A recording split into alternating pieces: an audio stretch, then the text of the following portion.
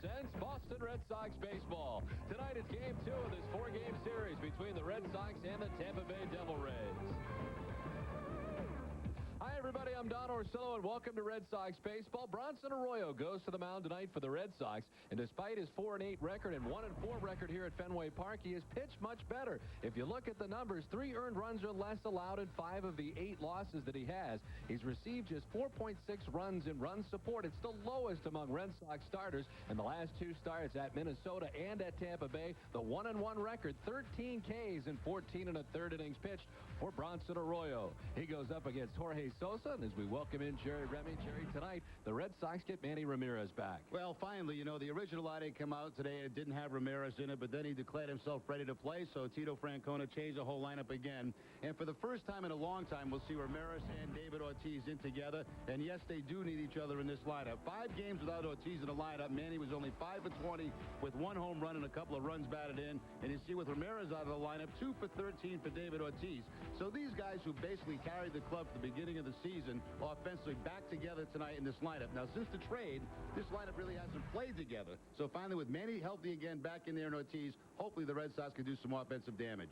After a tough loss last night, the Red Sox look to bounce back. We've got Game 2 next on NESN.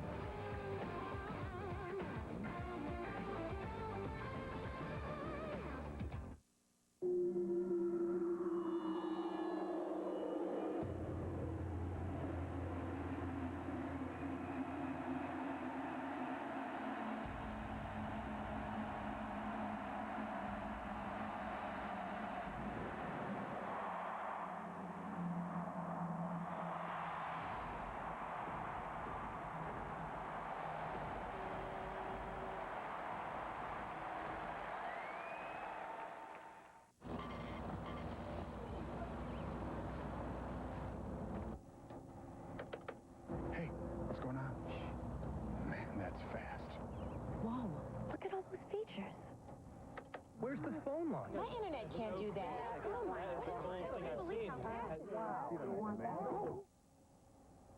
Check out the 100% pure broadband power of Comcast high-speed internet. Speed changes everything. Call now for this great offer.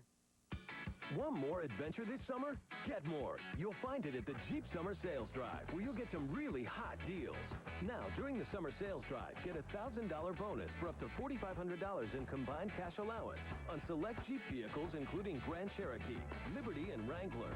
Nothing is more fun than summer in a Jeep vehicle. And now's the time, and your Jeep dealer is the place to get yours. Want more? Get more. Hurry in during the Summer Sales Drive and get the best selection of Jeep vehicles. Red Sox baseball on NESN is brought to you by New England Toyota Dealers, by Coors Light, by Dodge, by Foxwoods Resort and Casino, by Bernie and Phil's Furniture, and by Southwest Airlines. And good evening, everybody. Another beautiful night at Fenway Park. The Red Sox getting ready to play Game 2 of this series against Tampa Bay. And let's take a look at the Tampa Bay Devil Rays starting lineup, brought to you by Rico. Carl Crawford leading it off to DH. Julio Lugo at shortstop. Aubrey Huff at third base. Rocco Baldelli in center field. Tino Martinez at first base. Jose Cruz Jr. in right. Robert Pick in left field. Toby Hall doing the catching. And Jeff Blum at second base bats ninth as they face Bronson Arroyo. Bronson Arroyo's record stands at 4-8. The loss last time out against Tampa Bay in that game. 7 innings and 4 earned runs. And, of course, it was the grand slam by Toby Hall that beat Bronson Arroyo late in that ball game. He's been very good here at Fenway Park. I should say he's been better on the road than he has at Fenway Park. At Fenway, 1-4 with a 5.79 ERA. On the road, 3.03. Red Sox defense is brought to you by Lexus, and last night the Red Sox really did play some fine defense. Right in the first inning with the bases loaded, Cabrera turning over a double play as the pivot man at shortstop. Doug Minkiewicz with a diving play and a ground ball. And then later on in the game, Kevin Millar with a diving play in left field. Wasn't enough last night for the Red Sox, but they did throw some leather around. Umpiring crew is Gary Darling in behind the plate. Mark Carlson at first base, Brian Runge at second, and Bill Hahn, the umpire, at third. Where available, this telecast can be heard in Spanish by selecting the SAP button on your television remote. Enjoy the game. Buenas noches, amigos. 77 perfect degrees at Fenway Park tonight, and the first pitch of this one is in there for a strike to Carl Crawford. The DH tonight for Tampa Bay at 3:06, 6 homers and 42 runs batted in. On the ground at first, and Cavich nicely picks it after a short bobble, and Arroyo arriving for the out. Well, Doug McCavich looked a little bit like a hockey goalie here as he knocks it down first, keeps it out of the net, and then makes the catch. Sees his pitcher covering first base, so he just flips in that ball underhand to reward him for covering first. Run down for Julio Lugo.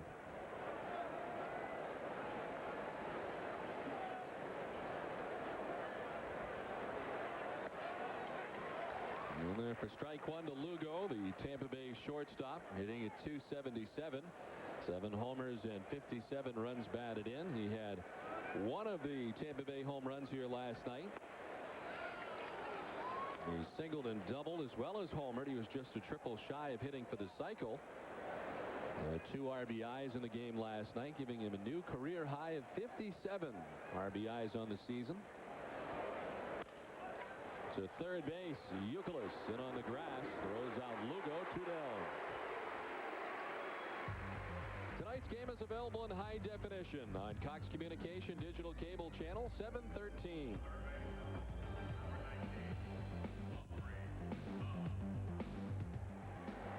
Two outs on 5 pitches for Bronson Arroyo. And here's Aubrey Huff. Tampa Bay's third baseman hitting at .281, 21 home runs and 74 runs batted in. His team leading 21st home run of the season last night off Kurt Schilling. And his 9th home run in the last 25 games. A tough night last night for Kurt Schilling. Suffered the loss in the first game of this series.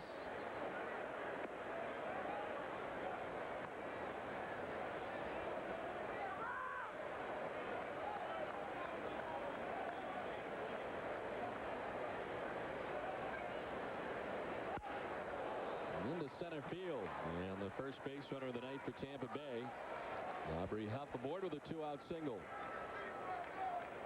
Bronson Arroyo fell behind 2-0, and then back-to-back changeups on the second changeup.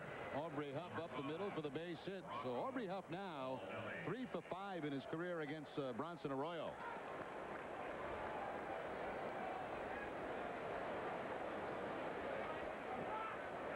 There's Rocco Baldelli, who is settling into this cleanup spot for Tampa Bay.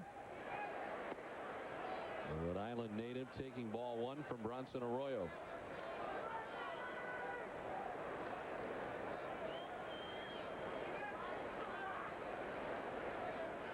Baldelli so far in August has had a tough August. He's 6 for his last 34. And he just 176 so far this month.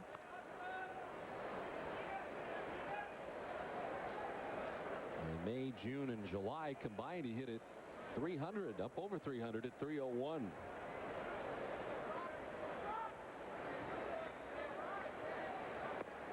A strike to make it 2-1. Aubrey Huff at first base, one of those guys that if you forget about him, he will start to take off and steal. He's got 4 in the season. Doesn't have great speed, but a little bit like Veritek. You know, if you don't pay attention to him, he'll take off and go. Popped up in the shallow right center. Miller out, coming full bore is Damon. He can't make the catch. They want to hops him. On to third goes Aubrey Huff. On the single by Rocco Baldelli, Tampa Bay's got something going with 2 down. Just too much green between Bill Miller and Johnny Damon in center field. Even though the ball's popped up pretty high, neither guy can get to it. Damon playing deep against Baldelli is going to drop in front of him. He dives and knocks the ball down. By doing that, it probably saves a run. That ball gets by him. Certainly Huff would be able to score. Colin, do I seem like I'm yelling to you?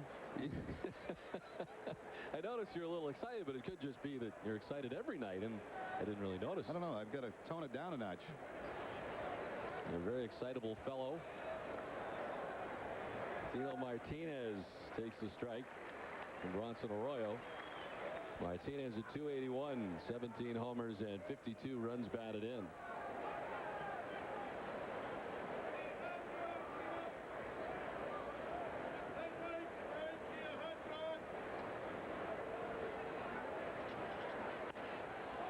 Another pop-up into shallow right. Out goes Bill Miller. This time it's playable, and he makes the catch. Tampa Bay stranding 2. The Devil Rays get nothing. The Red Sox coming up. Hey, look! The Chief is here. Hello. Good day, Chief. Chief, Chief, Chief! Okay, that was a bit much. Our staff loves me, Phil. Excuse me? The Chief! Can someone point me to the big man's recliners? Get 00 financing for 1 year. Only at Birdie and Phil, quality, comfort, and price. That's nice. Applebee's new Carside to Go is here. Well, come on, let's go, let's go, let's go, little darling. With Carside to Go, you can make dinner just by making a call. Let's go again once more. Plus, we'll deliver the food straight from our kitchen to your car. Oh, pretty baby, I love you so. So try Applebee's new Carside to Go. It's not fast food, it's Applebee's food fast. Eating good in the neighborhood. Let's go.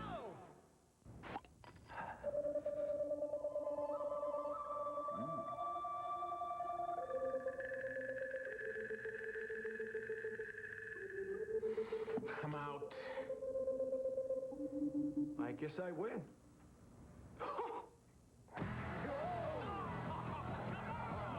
Funny how a quality beer can turn a bad hand into a winner.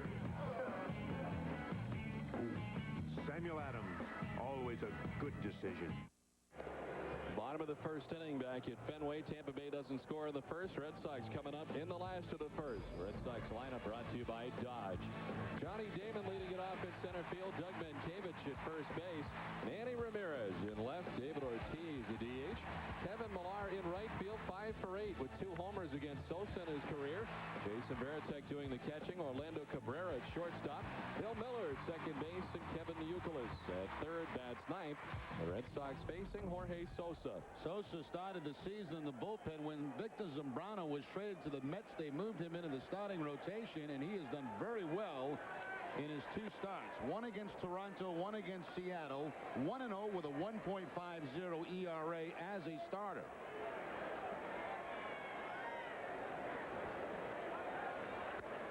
Damon slashing one foul. 93 miles per hour that time from Sosa. Damon at 302, 13 homers and 58 runs batted in. It was 1 for 5 here last night in the first game of the series.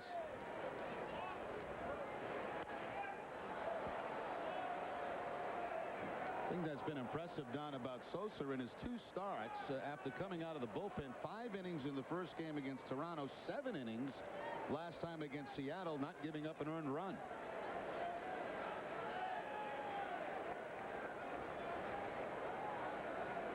Sosa from Santo Domingo in Dominican Republic. Damon shooting it down the left field line, ends up back in the seats.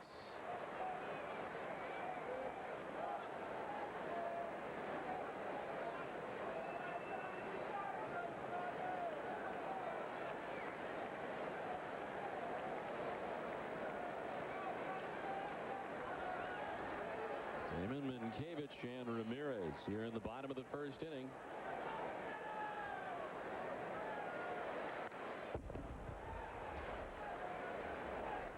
Fastball, slider, changeup from Sosa. That fastball 95 miles an hour to Johnny Damon. Sosa in his second major league season, 25 years of age. And 5 wins a year ago for Tampa Bay.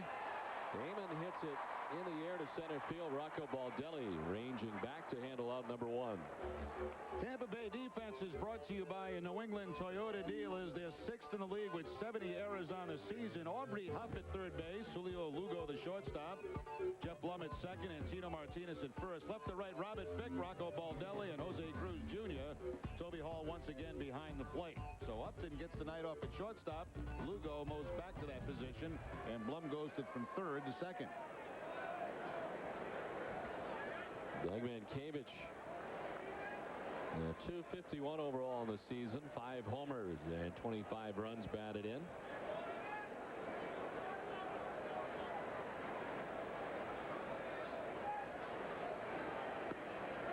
And a strike from Sosa evens the count at 1-1.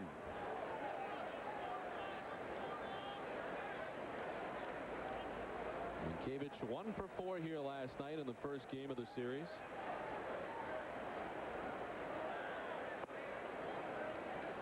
And ahead in the count now, 2-1. Well, it happened again today, Don. More whiteout for my scorecard, and once again, Manny responsible for that. Manny has cost you a lot of whiteout, me a lot of scorecards, because I start from scratch each time. And between the time that he took off around the All-Star break and now being sick lately, he's cost us. I don't think he really cares, nor does he know. No, but I have to go to the drugstore tomorrow. I've got to get another 3 bottles just in case.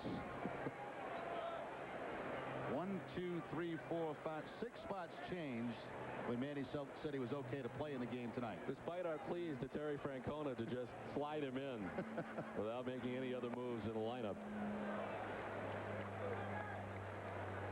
Much to our chagrin, he changed the entire lineup, pretty much top to bottom, having no regard for the broadcaster's lineup sheet that had already been written in with numbers and everything.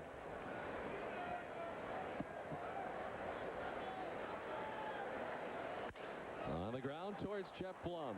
Handles it on to first. And there's 2 down in the first inning. Tonight's game is available in high definition on Charter Communications Digital Cable Channel 774 in Massachusetts and Connecticut.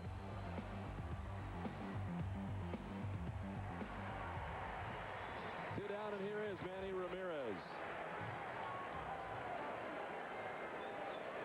Overall at 320, 28 home runs and 85 runs batted in. Riding a 7-game hitting streak coming into tonight's action. It's just 1 home run in the last 15 games that he's played in. 5 of those were in the absence of David Ortiz. And 3 for 5 against Sosa. Foul down the right field line, backing out of play. Well, not only is Manny feeling better and back in the lineup, he's got a new pair of shoes on that are just beautiful. Look at that. Wow. They match right up into the stirrup.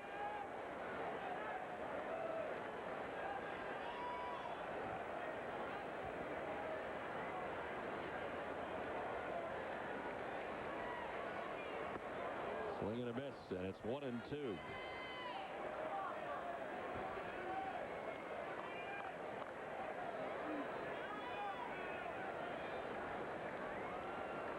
Johnny Damon fly to center field, and Cavich grounded out to second base.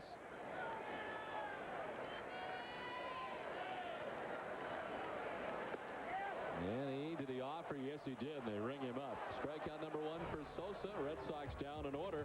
We've played 1, no score from Fenway. The wonder of it all. Take a chance, make it happen. Hop the cork, finger snapping. Spin the wheel, round and round we go. Life is good, life is sweet. Grab yourself a front row seat. Let's meet and have a ball. Yeah, let's live for the wonder of it all. Meet me at Foxwoods.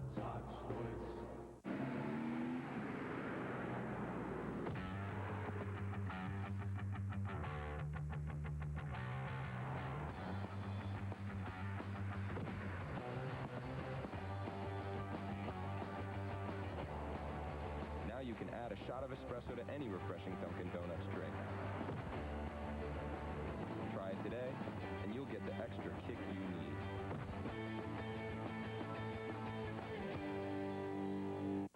Hyundai's winning streak summer clearance is now held over. Time is running out to save on the popular Hyundai Elantra. The Elantra costs $1,600 less than a Honda Civic LX when comparably equipped. And right now you get it to $2,000 cash back or 0% APR on every Elantra. Plus, Hyundai's award-winning quality is backed by America's best warranty. 10 years, 100,000 miles. So don't walk, run to Hyundai's winning streak summer clearance. Get a 2004 Hyundai Elantra with up to $2,000 cash back at your local Hyundai dealer. The third annual WEI Jimmy Fund Radiothon presented by Nesson is set for Friday, August 27th at Fenway Park. Two great events will be featured. First, how to build a champion, a special panel discussion with the general managers of all 4 sports teams. That's followed by a bird's eye view of Fenway, a lunch with current Red Sox players to discuss their drive for the playoffs. For tickets and more information, call 877-738-1234 or log on to WEEI.com.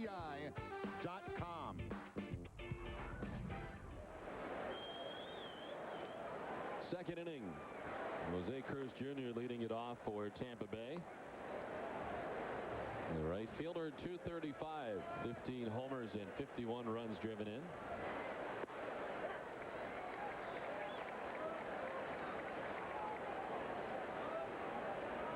Jose Cruz Jr. not in the lineup here last night. He has struggled lately, hitting at 193 over the last month for Tampa Bay. Does lead the team with 64 walks on the season. That's good for 4th in the American League as he grounds it foul over by the dugout.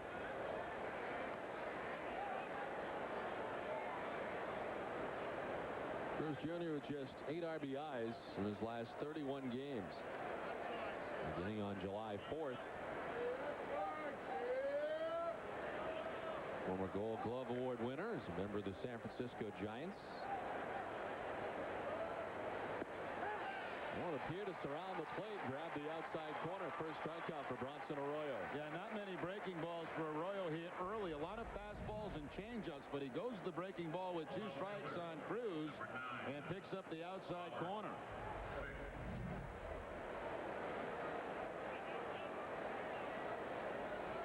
One down for Robert Fick.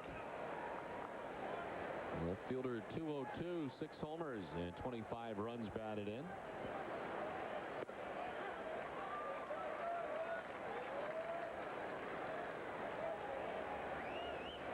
Fick, who had a single in last night's game, is still just 4 for his last 31. Over the last 11 games, hitting at 129. To his left goes Miller. He'll need Arroyo. Nicely covers. Arroyo saw that Mankiewicz was going to drift way over the second base side and get off the mound right away. And they retire Robert Fick. Now, you see, Mankiewicz is going to talk to Miller and say, you know, you can call me off that if you want, but that's just about impossible to do. When the first baseman commits like that, it is very difficult for a second baseman to call him off the play.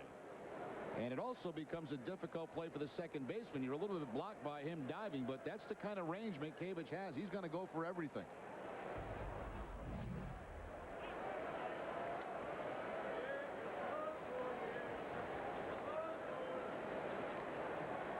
So 2 down. Here's Toby Hall, the Tampa Bay catcher.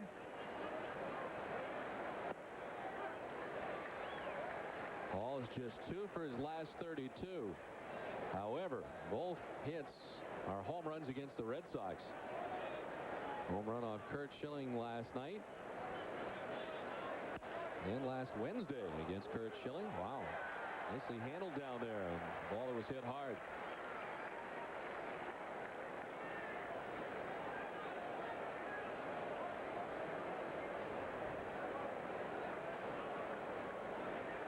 Had 2 home runs for Hall, a grand slam against Arroyo down in Tampa Bay, and of course last night against Schilling, 2 for 32.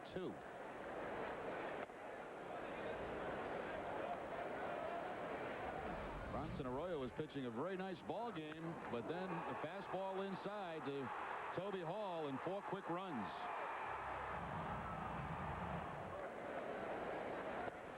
This one bouncing in, and it evens up now at 2-2.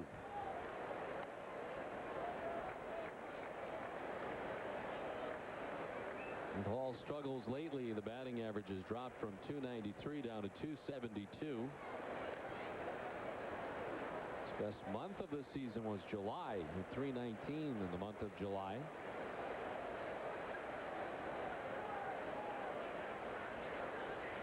Takes the 2-2 for strike 3. 2 strikeouts in the inning, 2 strikeouts in the outing. Tampa Bay down in order. No score after an inning and a half. Hi! You've got to get out here to the lake compound. Come on out for Splash Harbor. It's the biggest water park in Connecticut. It's fantastic. There's a wave pool, lake plunge, Mammoth Falls, Thunder Rapids, Flipper Cove, and lots of water rides for the kiddies, too. Pick a hot day. Pick any day. Bring the family, friends, drag the neighbors. And don't miss this new Nightmares Downtime. It's awesome! Lake Compounds, the place for family fun. Who do you call when you need a car? 508-880-0000. Lincoln Mercury of Raynham. From Geo Metros to Mercedes ML Sport Utilities and everything in between, Lincoln Mercury of Raynham has the largest and widest selection of pre-owned vehicles in southern New England. Call us today. Lincoln Mercury of Raynham. 508-880-0000. Don't say no bad words, cause you ain't no puppet shout.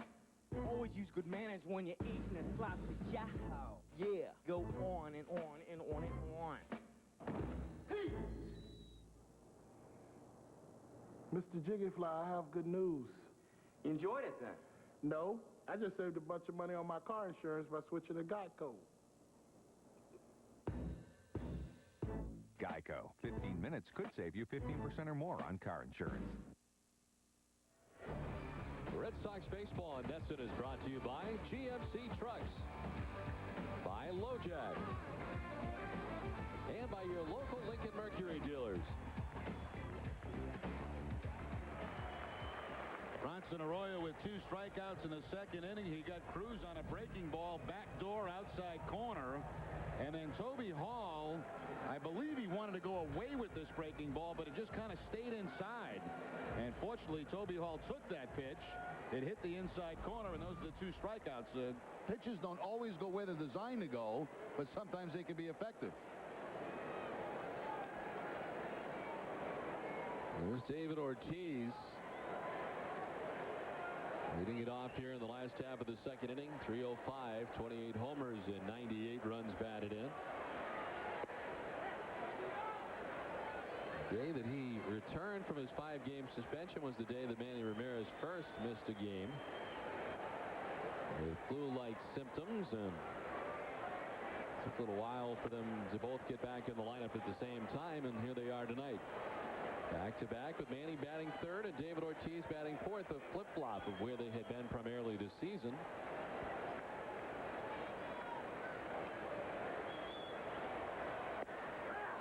Strike 3 call and a quick at-bat for David Ortiz. Jorge Sosa with his second strikeout of the night. He had 8 in his last game against Seattle, that in 7 innings. Back-to-back, Ramirez with the breaking ball. Same thing here against Ortiz. That's very similar to the pitch that Arroyo struck Cruz out on last inning, that backdoor breaking ball.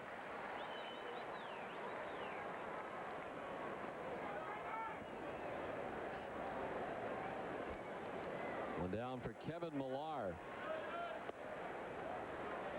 Millar getting the start in right field tonight. Hitting at .298, 11 homers, and 42 runs batted in.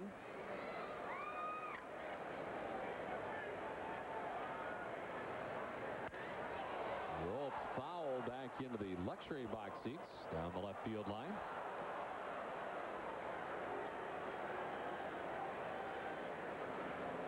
Over the last 17 games, Millar hitting at .441. 6 home runs and 17 RBIs over the last 17 games. Against Sosa, he's done very well. 2 homers. Yeah, the Red Sox have seen Sosa 7 times. He has made 1 start against them, that coming last year. Of course, those other 6 out of the bullpen for really short periods of time.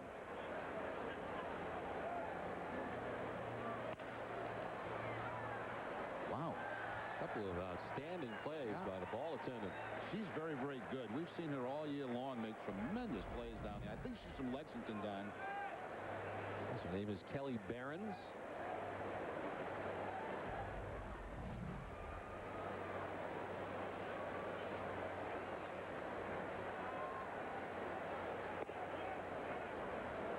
0 count now to Kevin Millar. Jorge Sosa was claimed off waivers by Tampa Bay from the Milwaukee Brewers. March 18th of 2002. Taken by the Brewers in a Rule 5 draft from Seattle. So he's bounced around a little bit as far as organizations go. This one into shallow left. Robert Fick in to make the catch, and there's 2 down.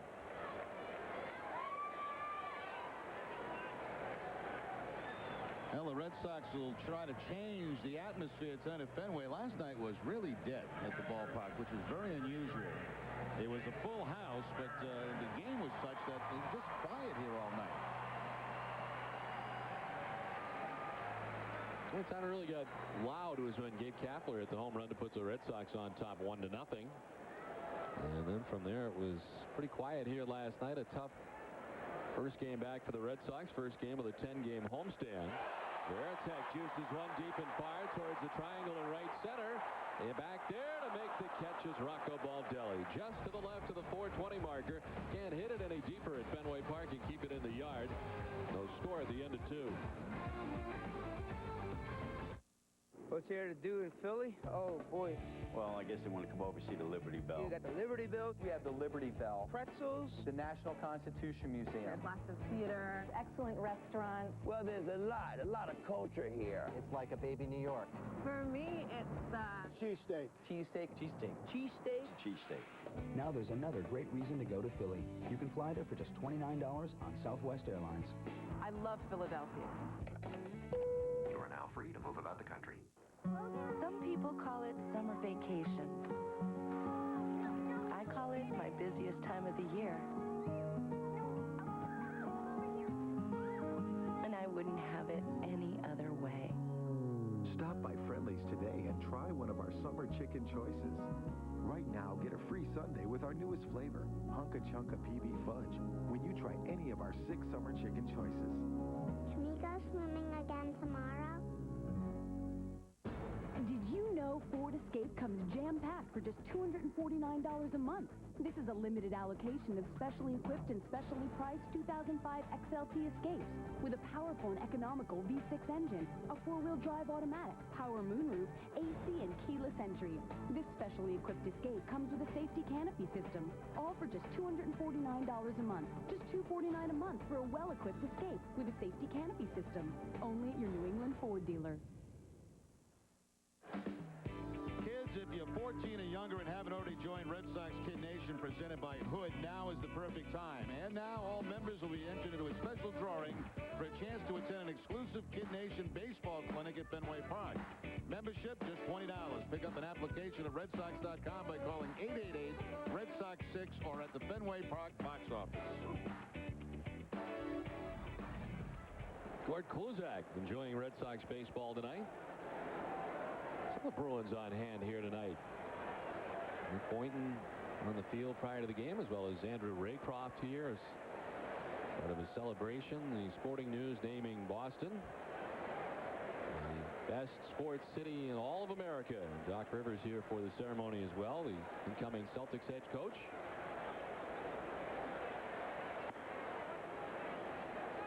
Jeff Blum leading it off in the top of the 3rd inning. Number 9 hitter and second baseman for Tampa Bay.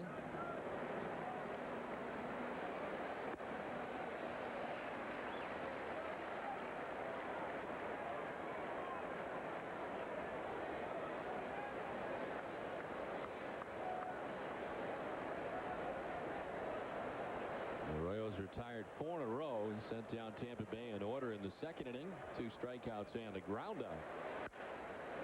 And the grounder, Miller ranging on to first for out number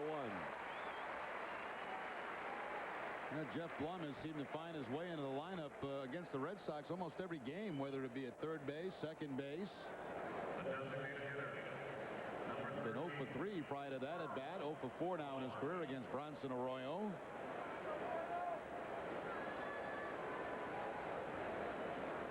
We have not seen Sanchez in any one of the Red Sox games recently, down at Tampa Bay or here in Boston. As I mentioned earlier, B.J. Umpton, the rookie, getting the night off. Sosa still not getting in the game. Julio Lugo back to shortstop.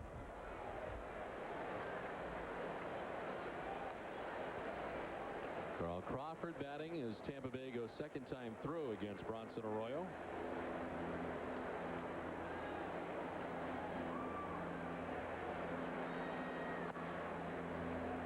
Crawford grounded out to first base in the first inning.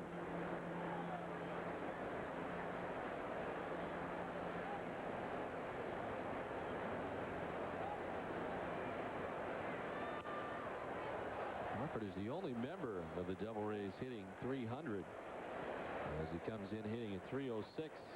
Everybody else under 300.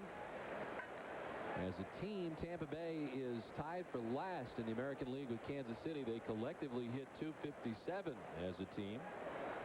The Red Sox beginning the night fourth in the American League at 279. Anaheim on top right now. Crawford swinging and missing. Strikeout number 3 for Bronson Arroyo. Bronson's got a couple of strikeouts, but the pitches haven't been exactly where he's wanted them. You know, he had that curveball that stayed inside to Toby Hall, got a strikeout. Now lead this breaking ball up. But the fortunate thing is it was away from Crawford. So mistakes are not always hit.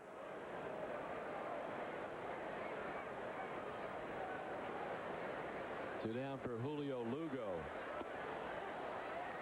Going by and taking the strike. Lugo grounded out to third base his first time up.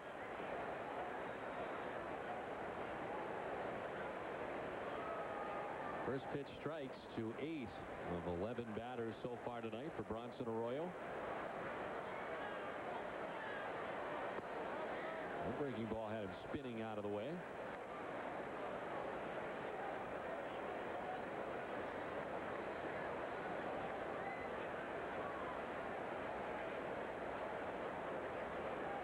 Arroyo's retired 6 Devil Rays in a row.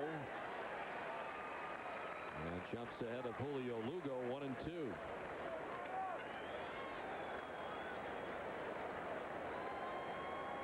Anaheim on top in the American League, hitting at 285 as a club. That leads all the majors.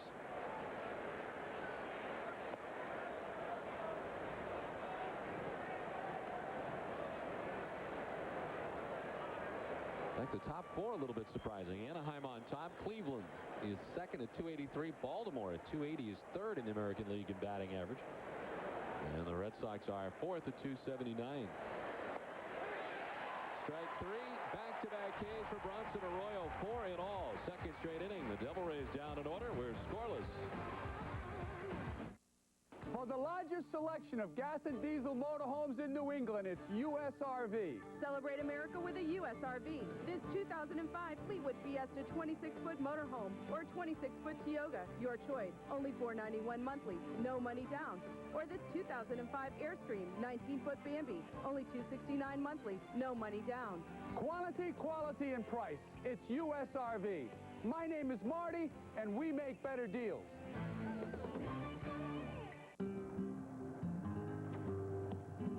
Your mom took these? They're amazing.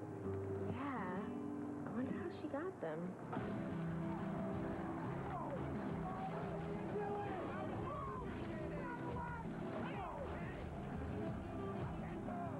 Download photos faster with FBC Yahoo DSL.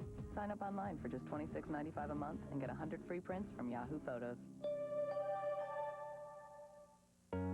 It's his first car. Dad has always been there. Now, it's time to let go. It's about sincerity, trust, and understanding. It's who we are, and it's the only way we know how to be. Sakuchi Lincoln Mercury Honda. Our reputation is your protection. Scoreless as we head to the bottom of the third. We welcome editorial director from the Sporting News, John Rawlings, into the booth. And John, you have come to Boston once again for the second time in 3 years with very exciting news. 2004 Best Sports City selected by the Sporting News. We pick one city every year and honor it for accomplishments of the teams and the fan passion. Now, how do you come to that decision? You start out just looking at how the teams did, and here you've got a Super Bowl winner. the other 3 teams, professional teams in the playoffs, and then all the amenities, the fan experience, you roll it all together. Orlando Cabrera leading it off, and he lifts it in the air to center field. And is retired for out number 1. Baldelli making the catch. You also look for fan passion, and you know very well, Jerry, there's plenty of that here in Boston. There's a little bit of it, yeah. There's no question about that. Now, as far as the teams, or I should say the cities that were behind Boston, those were closest to Boston were? The Bay Area in California, the Oakland, San Jose, San Francisco area, where you've got the A's and the Giants who are doing well. Raiders and 49ers not quite as well. Now, as far as last across the country, are you going to have to go there and do a presentation as well, or no? Is this just the top place you go to? We don't call it last or worst. We call it the least good. That's Pine Bluff, Arkansas this year. Well done. Bill Miller grounding one up the middle. Blum on the backhand fires to first, and there's 2 down in the inning. I've got to say, as just an observer of the national sports scene, I would love to see a World Series in Boston sometime. You are not alone. I guess that's playing to the audience a little bit, but there's such a great baseball tradition here in Boston, and there are Red Sox fans across the country, as you well know. And the thought that a World Series would be played here is really fun notion. 2 down for Kevin Youkilis.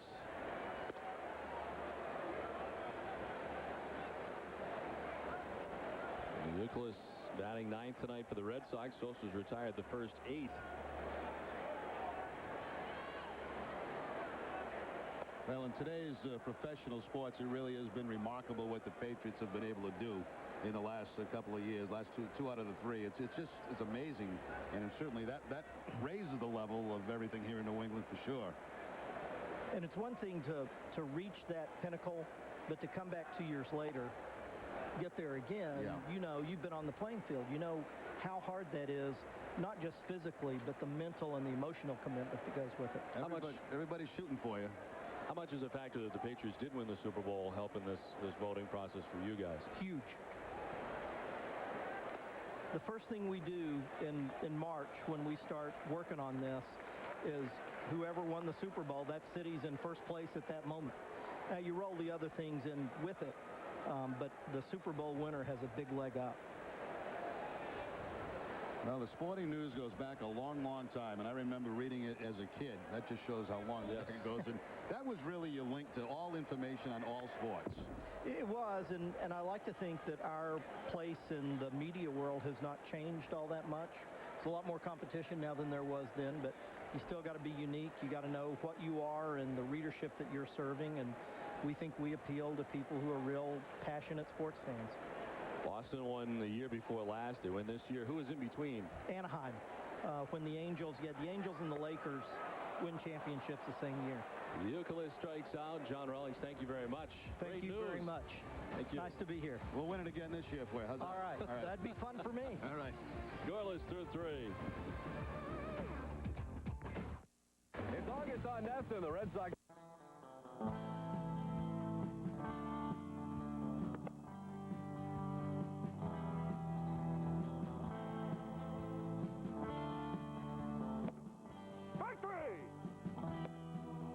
Hey, Smokey, for an old guy, you still got it. You're the man, Smokey. You're the man.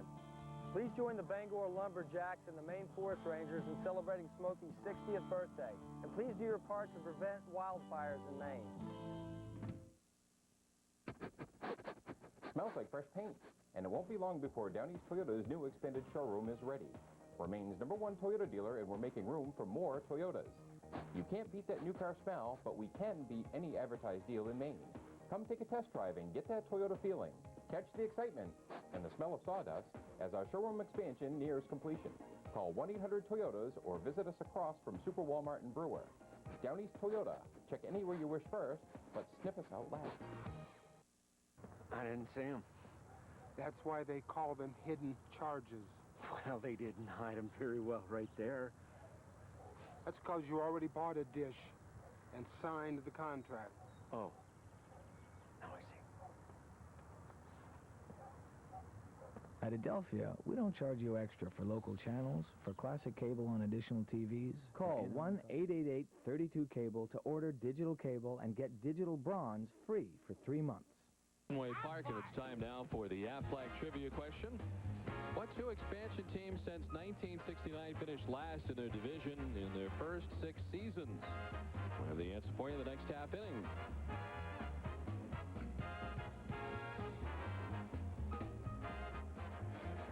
Scoreless into the top of the 4th.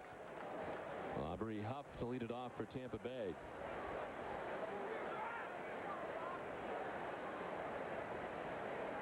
Thanks to John Rawlings for joining us last inning from the Sporting News. Sure, you're right. I remember as a kid, to find the box scores for the last week, That's you'd go right. right to the Sporting News. Yeah, it was a different time, obviously. No computers, and that's really how I got. I know all my baseball information, and certainly about other sports too. You know, they would have all the box scores in there from the West Coast that you could virtually never find at that time. Yep. And I was a player in the minor leagues, as a matter of fact. That's how you kept up with a lot of the people you knew throughout the years you'd cross paths with. You'd go and check the Sporting News. They had the minor league section where you could see what those guys were doing. A little different today is you just hit that computer and everything's right there for you. But still, Sporting News has some great stories.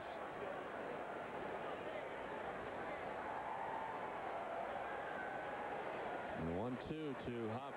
Well, you brought up a good point on the last road trip, too. Now, I mean, every team is on TV every night. I mean, if you are a fan of, say, the Cleveland Indians, you can watch Cleveland Indians every night, even if you live in Arkansas or wherever. And the baseball package, a lot different now. Damon on the run in center field, has it up over his head and off the wall. The ricochet is nasty and played quickly by Ramirez, who backs it up. But it is a double for Aubrey Huff. Yeah, this long fly ball is going to be over the head of Damon, and it's going to hit right underneath the padding where it's cement out in that center field wall, and it quickly bounces by Johnny Damon. It's going to be a double anyway, but Ramirez gets over to the back him up. See that little area below the padding? That's where the ball hits. That's cement, and that's why it bounces that far away from Damon.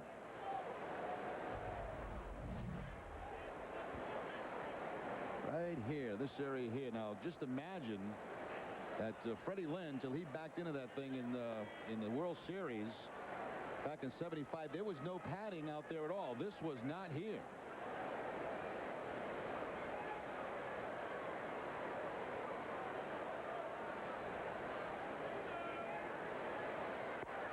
Baldelli chases after that pitch, 1-1.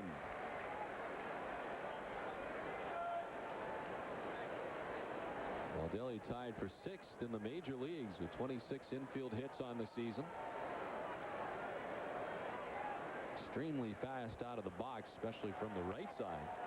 Softly rolled off the mound again. It is Arroyo throwing sidearm. And in time to first to get Baldelli.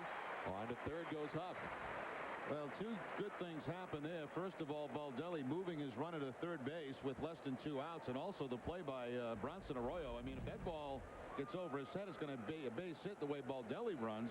Makes a very athletic play out of this. Off balance, going towards second base, and throws a strike to Minkiewicz to get the out.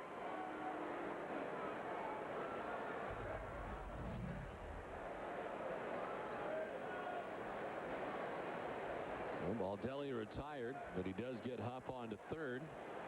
With 1 out, Tino Martinez stands in. The infield in for the Red Sox. Not all the way in. Martinez popped out to second base, first time up.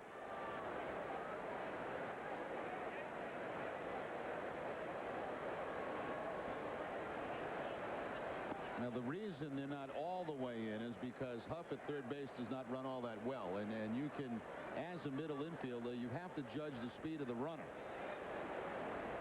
If you had a guy like Carl Crawford at third base, you'd see both the shortstop and second baseman probably right on the grass.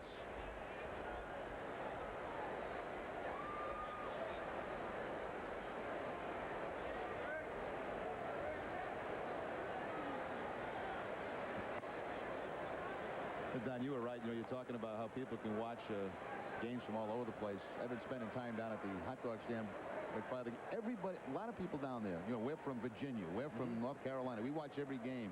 It's amazing. A lot of places the Red Sox go, it's amazing how many fans tell us that. As it is a 4-pitch walk to Tino Martinez with 1 out. And a lot of them are coming up here just a vacation and come up to watch some Red Sox games in person.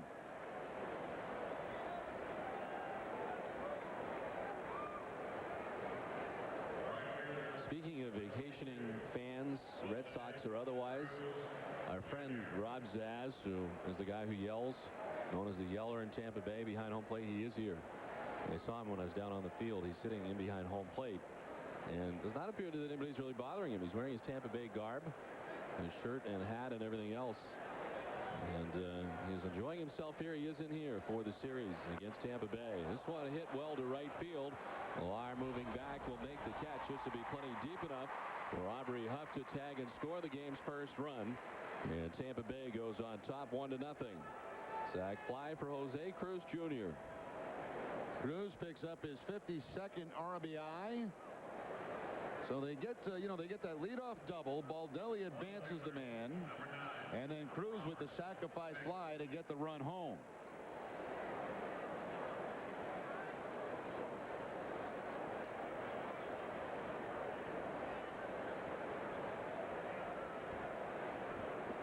So 2 down, and it brings up Robert Fick.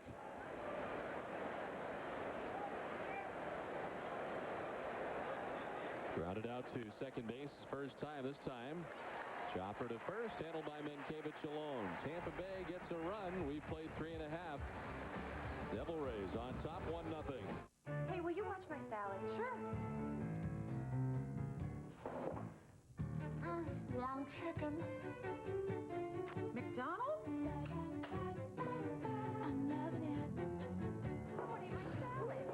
Solid mahogany for $17.99? Can't be, unless the factory really needs the business now. Break front dresser and tri-mirror in solid mahogany. Chest on chest and nightstand, solid mahogany. And a hand-carved poster bed. You got it, solid mahogany. I dare you to find a solid mahogany bedroom anywhere, at any price, never mind $17.99. This factory really needs the business. If you've waited to the last minute to get a new suit, we offer 24-hour tailoring upon request. So relax, we got you covered. Men's Warehouse. You're going to like the way you look. I guarantee it. Hi, I'm Andrew Raycroft of the Boston Bruins. Join me at the 2004 Boston Bruins Golf Tournament. Reserve a foursome today for the 2004 Boston Bruins Golf Tournament, August 18th at the Pine Hills Golf Club in Plymouth. Warm seasoned beef, cheddar jack cheese, crispy tortilla strips, and Newman's own all-natural salsa.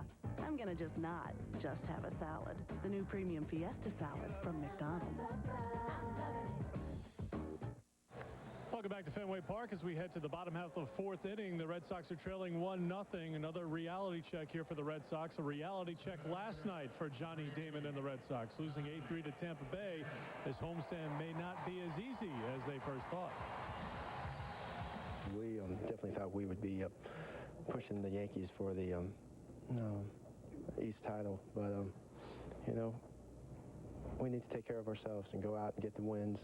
And it better be enough because, this team is capable of winning the whole thing. We just need to get in there.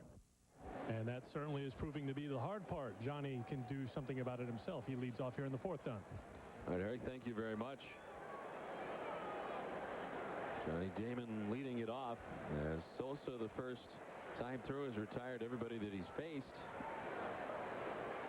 I guess that's true, Jerry. Really, the Red Sox have to worry about themselves. They can't really worry about the Yankees.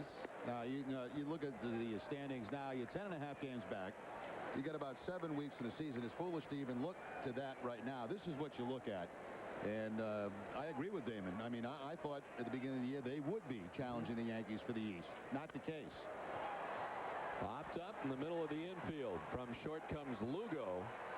And he handles the first out of the inning. It's time now for the answer to our Aflac trivia question tonight. And the question was, what two expansion teams since 1969 finished last in their division in their first 6 seasons? Tampa Bay from 98 through 2003 and San Diego 69 through 74. Padres managers Preston Gomez, the gentleman in the middle, Don Zimmer, and John McNamara. The Devil Rays managers have been Larry Rothschild, Hal McRae, and Lou Piniella. Don, getting back to that point about first place, I mean, you know, players never give up on that till you're mathematically eliminated. But the smart thing to do is we got to go out, we got to win our games. Okay, let's take a look in 5 weeks, see where we are. When you come up against the Yankees the next time, where are we? We 4 games back, 5 games, are we 10, 15? I don't know, you know, but that's the way you approach things right now. You got to win your ball game and keep a close eye on those clubs that are contending for a wild card. Forget New York until you play them. And play baseball against other teams like you do against New York.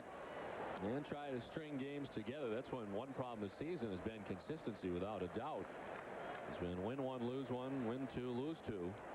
They've not really had a significant run. They were 5-1 during one homestand here at Fenway, but that has been about it. Now, the whole season really has been, since May, like running in quicksand. I mean, it just hasn't got going. It hasn't been a 7-game streak, an 8-game streak.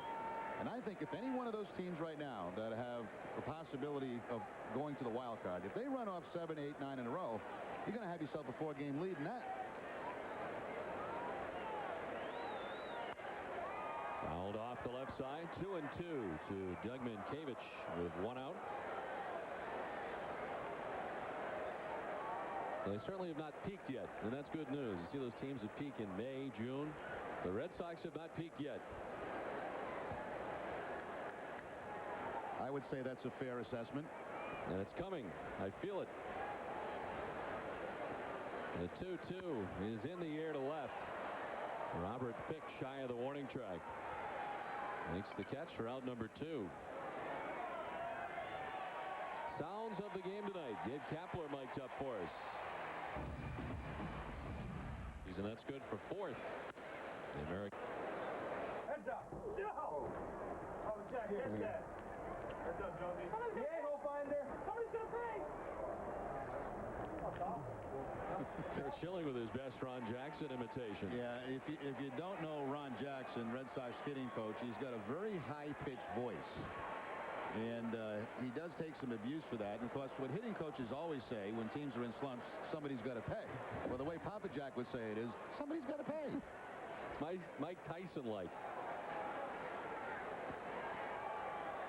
Well, the nicest man you'll ever meet, Ron Jackson. I know you two go back a long way, playing in the minor leagues together and in the majors together with the California Angels, but certainly one of the true gentlemen and great hitting coaches. Donna, I've said this many times this year, but that man has not changed from the first day that I met him as a young man in minor league baseball. I mean, he's always been a gentleman. He continues that way. He loves the game of baseball. Great upbringing for Ron Jackson. Sounds like he was the right guy to bring to a fight, too, if you're on the field. Yes, he was a good guy to be around. There he chops it foul outside of 3rd. Jorge Sosa has retired the first 11 Red Sox that he has faced here tonight, with 2 down in the last half of the 4th inning. Even his voice didn't change. That's always remained the same. Yeah. Somebody's got to pay.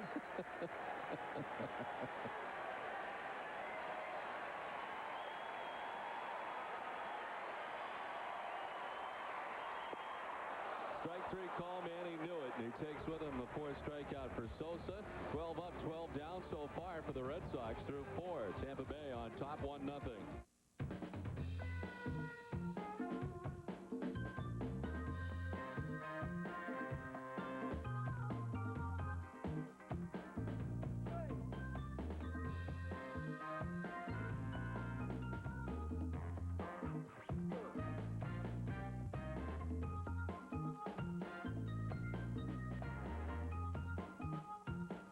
Money on your mind? At Sovereign, we're here with red carpet service. Guaranteed. Here's your light beer.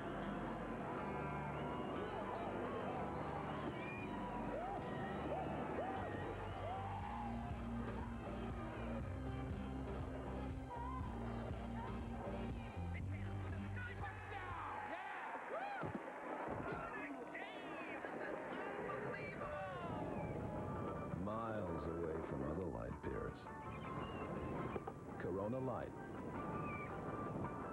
You're gonna love it at Friendly's. They have a new menu for bigger kids like you. A big kid menu? Number 1, order your drink, like I got cotton candy. Then number 2, order your food, like chicken on a stick with all these 3 dipping sauces. Number 3, order your ice cream, like the fortune cookie sundae. The menu's only for kids. Why would it else be called the kids menu? Back at Fenway, Devil Rays with a 1-0 lead. Well, Red Sox fans, we want to hear from you. Log on to redsox.com. Tell us what you think of the broadcast tonight. Look for this graphic and let your thoughts be heard.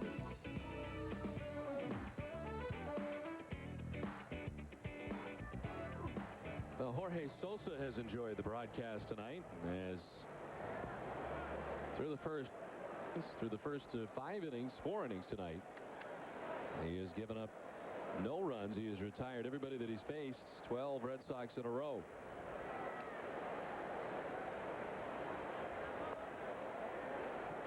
As Toby Hall leads it off here for Tampa Bay. Struck out looking his first time up.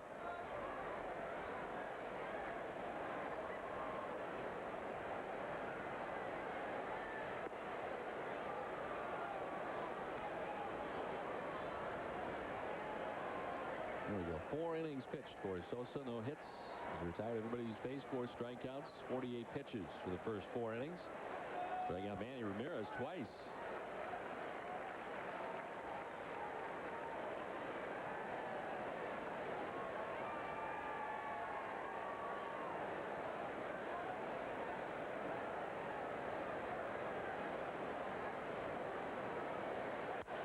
All lifts it in the air to right. Millar moving over.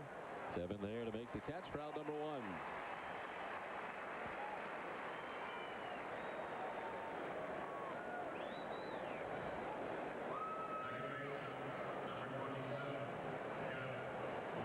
Here comes Jeff Blum, grounded out to second base, his first time up. And 3 hits here last night to break up a slump. He was in a 4 for 33 stretch. This is the second time this season that he's had 3 hits in a game. The first was June 24th in Toronto against the Blue Jays.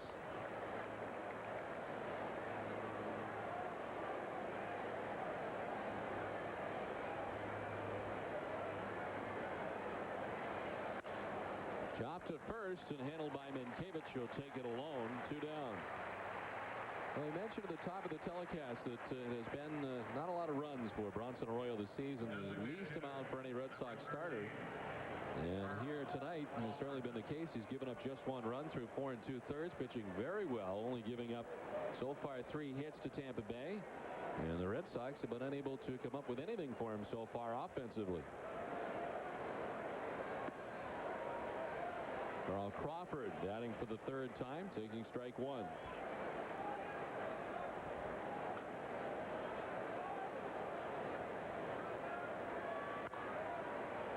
Rattled foul down towards the tarp area, and it's 0-2.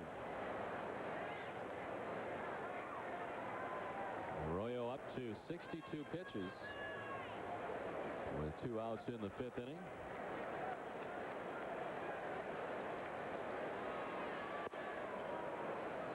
Remember last night they kept going upstairs on Crawford with 2 strikes, and he kept fouling pitches off.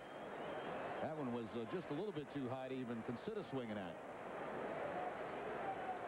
Upstairs again, same result.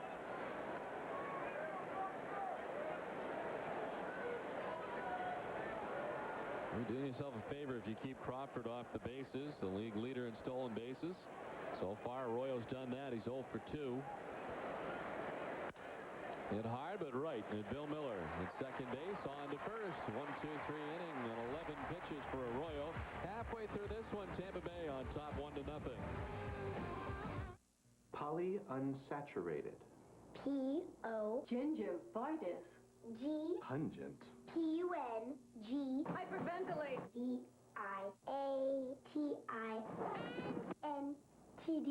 Sweet dreams.